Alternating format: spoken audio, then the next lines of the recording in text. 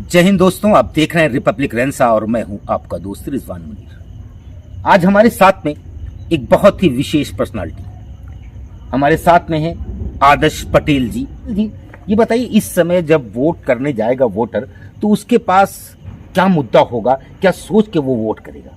आज पूरा देश बेरोजगारी से जूझ रहा है, महंगाई चरम पे है और किसान, आप देख रहे हैं, किसान को उसकी फसल का सही दाम नहीं मिल पा रहा है। इस तरीके के और तमाम मुद्दे हैं और सबसे बड़ा मुद्दा तो इस समय जैसे भ्रष्टाचार है। कोरोना की जो वैक्सीन हम लोगों को लगाई गई, उस वैक्सीन के अनसर्टिफिकेशन की भी बात सामने आ रही है। ये भी पता लगा। आपकी बात काटता हुआ एक और बात यहाँ पे उठ जाती है। कुछ बुद्धिजीवी ऐसा भी कहते हैं कि महंगाई बढ़ना ये एक साइकिल है, ये एक रूटीन है और जैसा जैसा वक्त बढ़ता है वो महंगाई बढ़ती रहती है। तो महंगाई किसको कह रहे हैं? महंगाई की दर जो है वो तेज हो गई या महंगाई बढ़ गई या रूटीन के हिसाब से बढ़ रहा है? ये रूटीन के हिसाब से महंगाई बढ़ती है, लेकिन रूटीन के हिसाब से महंगाई के रेशियो में अगर लोगों की आमदनी बढ़ रही है तो कोई फर्क नहीं पड़ता है। लेकिन अगर आमदनी रुकी हुई है या आमदनी घट रही है और महंगाई बढ़ रही है, तभी इसे कहा जाता है कि महंगाई चरम पे है। ये देखिए कि 30 लाख ऐसी पुरानी रिक्तियां हैं जो केंद्र सरकार में खाली पड़ी हुई हैं। लोग रिटायर हो गए, नई सृजन की बात तो छोड़ ही दीजिए, पुरानी रिक्तियां हैं। तो आखिर 30 लाख लोग तो केंद्र सरकार में ही रिटायर हो गए। इसके अलावा जनसंख्या बढ़ रही है, तमाम इंफ्रास्ट्रक्चर बढ़ना चाहिए, तमाम व्यवस्थाएं बढ़नी चाहिए, उसी हिसाब से एम्प्लॉयमेंट भी बढ़ना चाहिए। तो आप इस पे किसको दोष देंगे?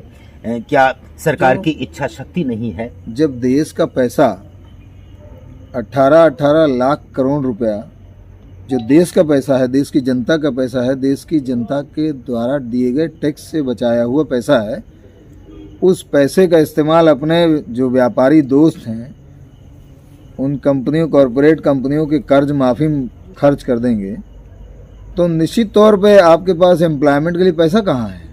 आप कहाँ से नौकरी देंगे? आप सारा का सारा तो पैसा उन्हीं पे लुटाए पड़े हुए हैं, तो आप दूसरे लोगों को क्या देंगे? उनके वेलफेयर के आप कहाँ से पैसा लाएंगे? पटेल जी, एक वोटर की तरह से सोचते हुए आप बताइए कि एक वोटर को इस समय कैसा सांसद चाहिए, क्या क्वालिटीज उसमें होनी चाहिए?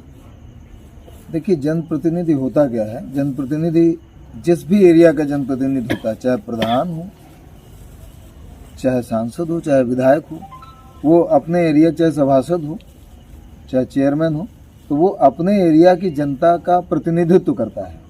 और जनता का प्रतिनिधित्व का मतलब सबसे पहले उसकी जो मूलभूत आवश्यकताएं हैं, अगर उसमें कहीं कोई कमी आ रही है तो उस बात को उठाए। और ये तो उसकी ड्यूटीज हो गई। उसकी ड्यूटीज मैं जानना चाहता हूँ उसमें क्वालिटीज क्या होनी चाहिए? क्वालिटीज में कह तो रहा हूँ ना कि इतना पढ़ा लिखा होना चाहिए जो अपने अधिकारों को समझे और अपने कर्तव्यों को भी समझे कि जनता के प्रति हमारी क्या जवाबदेही है, हमें जनता सांसद क्यों बना रही है, हमें जनता विधायक क्यों बना रही है। निश्चित तौर पे एक पढ़ा लिखा इंसान इन सब चीज़ों को बहुत अच्छे से समझ सकता है। और तनुज, पहले पीएल पुनिया साहब भी, वो तो सीनियर IAS ऑफिसर रहे, उन्होंने पूरे प्रदेश को चलाया और बतौर सांसद उन्होंने इस पूरे बाराबंकी के लिए जो काम किए हैं वो किसी बाराबंकी की किसी जनता से छिपा नहीं है।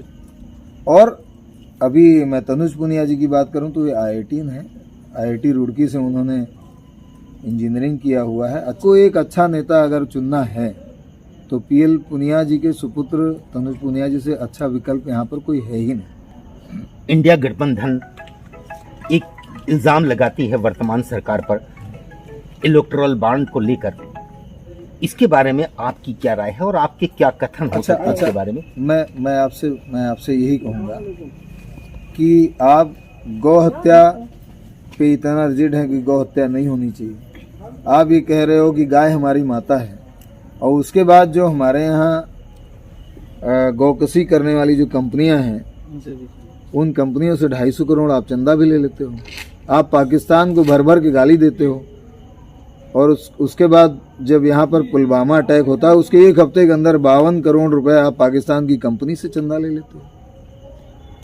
ये जो आप लगा रहे हैं, इसको अगर मैं इलेक्टोरल बॉन्ड ही है, इलेक्टोरल बॉन्ड, लेकिन ये जो आप कह रहे हैं, क्या इसके पीछे कोई साच भी है, कोई बेस है? बिल्कुल साच जगह जगह दिख रहे हैं। और जल्दी एक और मुद्दा उठा है, जो कोरोना वैक्सीन थी, इस पर लोग सवाल उठा रहे हैं। इससे पहले बहुत सी वैक्सीन्स लगी पास्ट में, ये चेचक की होती थी और इस तरह से और चीज़ों की होती थी, एक्सेट्रा एक्सेट्रा की रही। आज तक उन वैक्सीन पर किसी ने कोई आवाज़ नहीं उठाई, कोई इल्ज़ाम नहीं लगाया।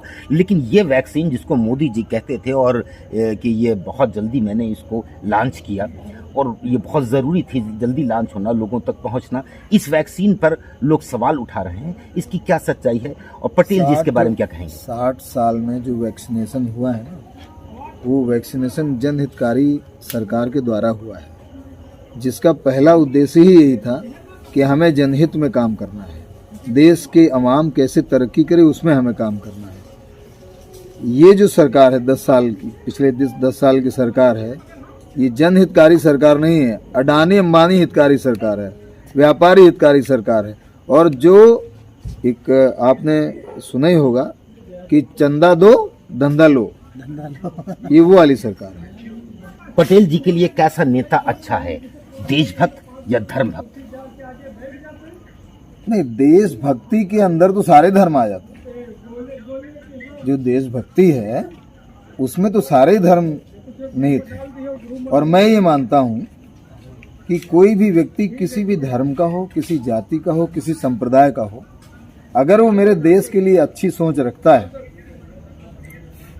तो मेरे लिए वो सबसे अच्छा व्यक्ति है। नहीं, आप पर इल्ज़ाम एक लगता है कि अक्सर आपकी जो सोशल मीडिया पे पोस्ट होती हैं वो एक धर्म विशेष पर एक कटाक्ष होती है।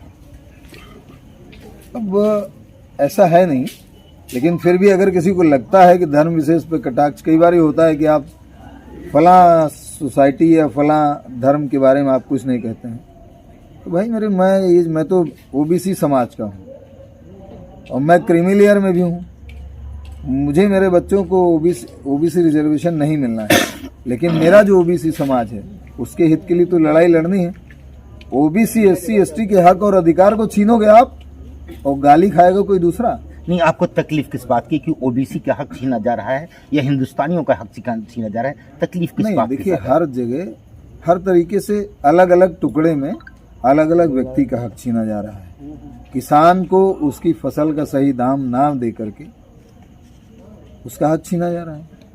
जो हमारा पढ़ा लिखा संवर्ग, चाहे जिस जाति धर्म का हो, जो उसने डिग्रियां हासिल की, उसके बाद उस सपना देख करके डिग्री हासिल की, भाई हम ये पढ़ लेंगे, इंजीनियरिंग करेंगे, डॉक्टरी पढ़ेंगे या बैरिस्ट्री पढ़ेंगे या कुछ और पढ़ेंगे, एमए बीए कर लेंगे, उसके बाद हमें जॉब मिलेगी, उसको जॉब नहीं मिल रही है तो उसका हक छीना जा रहा है। मतलब कांग्रेस ये वादा कर रही है अपने मैनिफेस्टो में, बिल्कुल, कि जब अगर कांग्रेस की सरकार आ जाती है जी तो वो एमएसपी देगी किसानों को और किसान के जो प्रोडक्ट हैं उनको एक अच्छा और बड़ा सा रेट मिलेगा, इससे किसान का फायदा होगा। हाँ, आप इसका फेवर करते हैं? आदर्श जी, एक अनोखा और आप उसको अद्भुत भी कह सकते हैं, एक ऐसा प्रश्न, भारत में कहा जाता है कि ये गांवों का देश है और यहाँ लगभग 80% फार्मर्स रहते हैं, 20% मुझ जैसे लोग रहते हैं जो फार्मिंग नहीं करते। अगर किसान के प्रोडक्ट का यानी अनाज का रेट बढ़ जाता है तो हमें महंगा खरीदना पड़ेगा। आपने जो कहा ना 80% लोग किसान हैं, मैं इसको करेक्ट करता हूँ जी। 80% लोग किसान नहीं हैं जी। आज के भारत में 80% लोग किसान नहीं हैं, लेकिन 80% वो लोग हैं जो या तो किसान हैं या तो किसान से संबंधित हैं या किसान पे आश्रित जुड़ी हुई हैं। हाँ, किसान से रूट, कोई पेस्टिसाइड की दुकान खोले है, कोई इंसेक्टिसाइड दुकान खोले हुए है, कोई कपड़े के, आपका जैसे फतेहपुर कस्बा है, मैं इस कस्बे की बात कर रहा हूँ, इस कस्बे में 100% जो दुकानदार हैं वो कहीं ना कहीं किसान के साथ जुड़े हुए हैं। जानते हैं दिक्कत कहाँ है? किसान को सही दाम नहीं मिलता है और जो कंज्यूमर है, जैसे आप जैसे कंज्यूमर हैं जिनको किसानी से कोई लेना देना नहीं है, आपको चीजें महंगी पड़ती हैं। किसानी से नहीं लेना देना, किसान से लेना देना है। मैंने कहा ना, वो मैं करेक्ट उसके साथ में है। मैं किसानी की बात कर रहा हूँ। तो जानते हैं दिक्कत कहाँ है?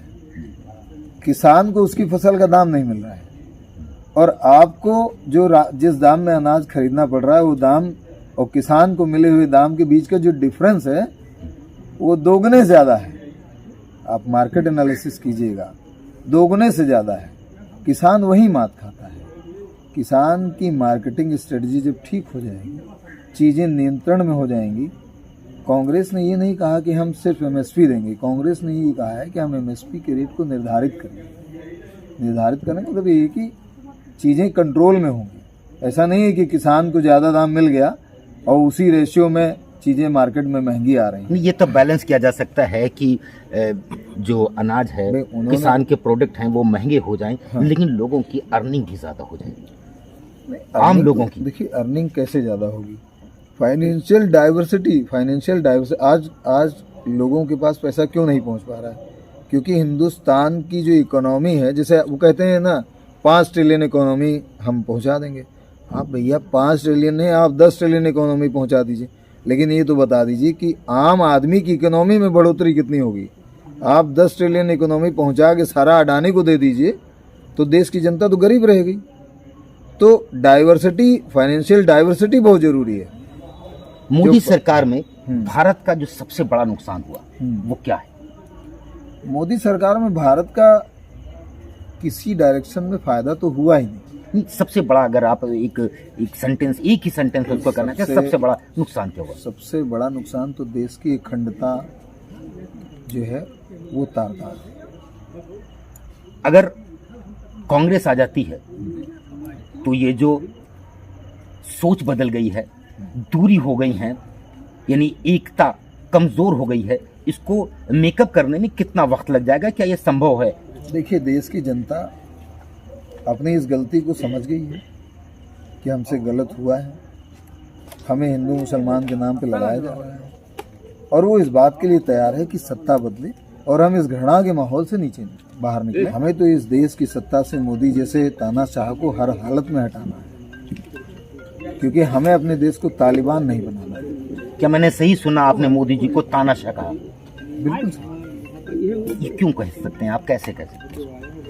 भाई मोदी जी ने लोगों को अनाज दिया, राशन दिया, लोगों को छत दिया, क्या ये बात कहीं दिमाग पर असर करेगी वोटर्स के?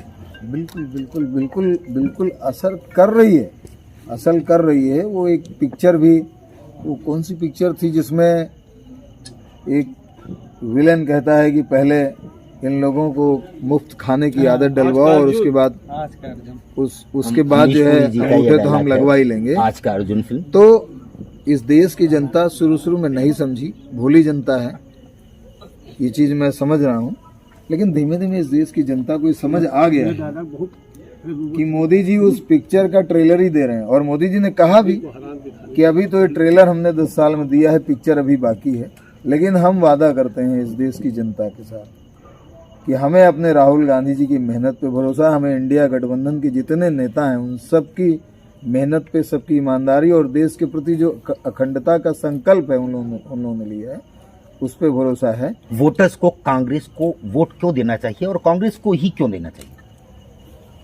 देखिए मैंने फिर कहा, पहले भी कहा कि 60 साल में जो सरकारें थी ना वो जन भावना से काम करती थी और जनता के लिए काम करती थी। 10 साल की सरकार ने सिर्फ अडानी और अंबानी के लिए काम किया है। वोट सिर्फ अडानी अंबानी थोड़ी ना दे रहे हैं, जनता दे रही है।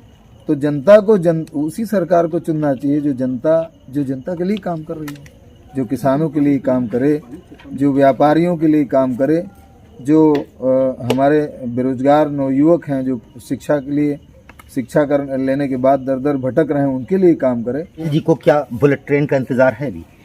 नहीं। पटेल जी ने क्या अच्छे दिन देखे?